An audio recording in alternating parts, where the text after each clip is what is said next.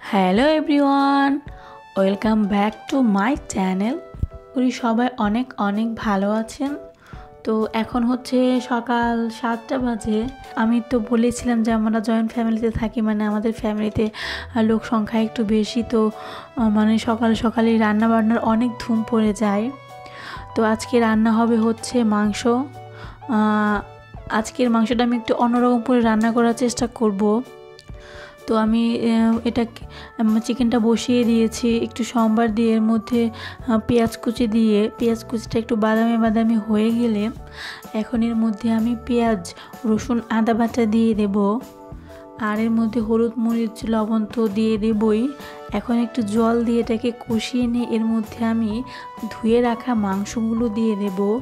আর আমরা এই স্টাইলে রান্নাটা করি না, তবে আসলে অনেক সময় কিন্তু একই স্টাইলে রান্না খেতে খেতে সেটা আর খেতে ভালো লাগে না।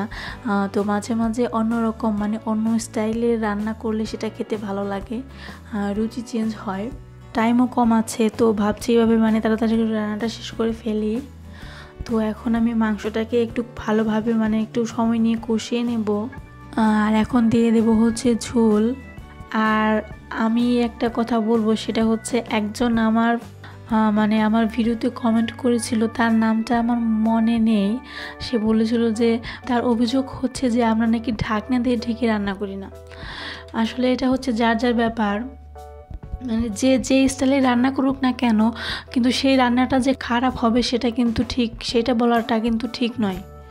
মানে যে স্টাইলে রান্না করুক না কেন সেটা কিন্তু ভালোই হয়। আর ঢেকে রান্না করলে কিন্তু সবজির কালারটা নষ্ট হয়ে যায়। আর আমরা একটু মানে সবজির কালার ঠিক রেখে রান্না করার চেষ্টা করি। আর এর মধ্যে আমি আর কোনো মশলা দেব না। মাংসটাকে একটু সময় নিয়ে ভালো করে জাল দিয়ে ঘন ঘন হয়ে গেলেই নামিয়ে ফেলবো। তো আমার মাংসটা রান্না হয়ে গেছে, এই যে দেখতে পাচ্ছেন। আর ওই রুম থেকে আমার দিদি এখন রান্না করে আসছে, মানে অর্চির মা আসছে। সে বলতেছে যে ভালোই হয়েছে মনে হয় মাংস, মানে স্মেলটা ভালো আসতেছে। তো যাই হোক, পাঁচমিশালি ভেজিটেবলটা রান্না করব। তো একটু সম্বার দিয়ে পেঁয়াজ কুচি, রসুন কুচি দিয়ে এর মধ্যে সব সবজিগুলো দিয়ে দেব। এখন এটাকে নেড়ে চেড়ে ঢেকে দেব।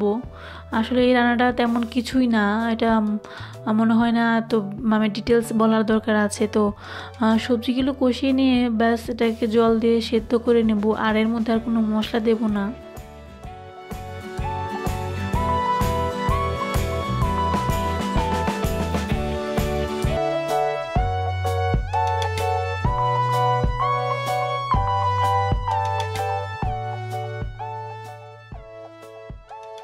তো এই সবজিটা আমার হয়ে গেছে, এই যে আমি দেখিয়ে দিচ্ছি কেমন লাগছে দেখতে। আর এখন আমি রান্না করবো হচ্ছে চাইনিজ ভেজিটেবল। প্রথমে মাংসটাকে ম্যারিনেট করে নেব। আর এখানে কিন্তু আমি মুরগির বুকের ফ্রেশ মাংসগুলো নিয়েছি। আর এখানে দেব হচ্ছে রসুন বাটা, আদা বাটা, আর পেঁয়াজ বাটাটা না দিলেও চলে, তবে দিলেও সমস্যা নেই। আর দেব হচ্ছে গোলমরিচ গুঁড়া, আর হচ্ছে 1 চামচ সয়া সস।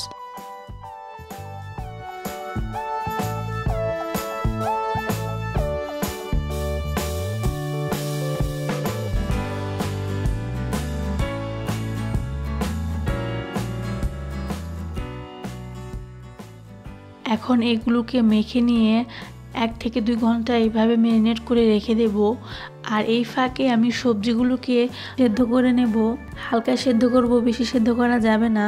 আর চাইনিজ ভেজিটেবলে কিন্তু সবজিগুলোকে বেশি সেদ্ধ করা যায় না, হালকা সেদ্ধ করতে হয়।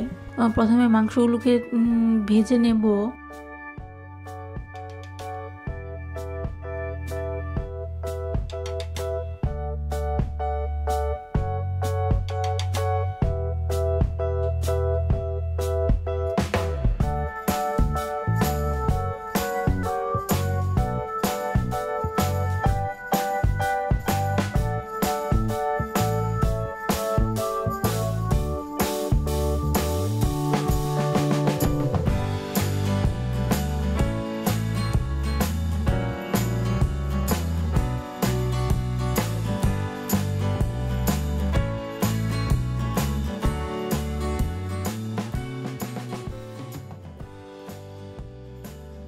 এরপর একটু আদা বাটা এবং রসুন কুচি দিয়ে সবজিটাকে ভেজে নিয়ে এর মধ্যে মাংসটাও দিয়ে দেব।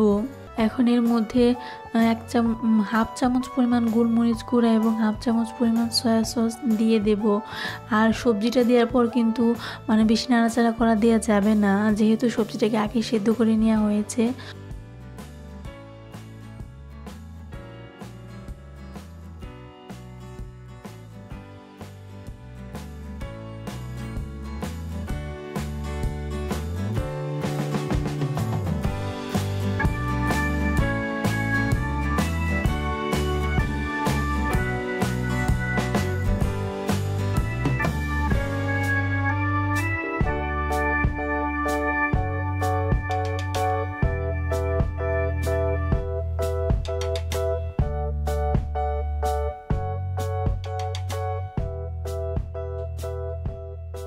তো এখন আমি সেদ্ধ করে রাখা জলটা এই সবজির মধ্যে দিয়ে দেব। তো এখন সবজিটা যখন মানে একটু শক্ত শক্ত থাকতে এটা নামাতে হয়। তো সব শেষে লবণ টবণ টেস্ট করে, আর লবণটা একটু কমই দিবেন কারণ সয়া সসে কিন্তু লবণ থাকে। এখন এর মধ্যে 2 চামচ পরিমাণ কর্নফ্লাওয়ার ঠান্ডা জল দিয়ে গুলিয়ে নিয়ে এর মধ্যে দিয়ে দেব। ব্যাস তৈরি হয়ে গেল আমার চাইনিজ ভেজিটেবল। এটা খেতে কিন্তু অনেক টেস্টি এবং সব বাচ্চারা মনে হয় এই খাবারটা পছন্দ করে। তো আজকে রান্নাবান্না আমার কমপ্লিট হয়ে গেল। আর আজকে আমি আমার একটু ঘরের ফার্নিচারগুলোকে একটু মুছবো আসলে। আর আমার রুমটা হচ্ছে বারান্দার সাথেই লাগানো, বাইরে থেকে ধুলোবালিটা আমার রুমে একটু বেশি আসে। আর রেগুলার মুছলেও মানে অনেক ময়লা পড়ে। তো মাঝে মাঝে কি রেগুলারই মোছা হয়, তারপরও পরিষ্কার থাকে না। আর বাচ্চা তো আছেই। আজকের জন্য এখানে শেষ করছি আমার ব্লগটি। দেখা হবে পরবর্তী ব্লগে।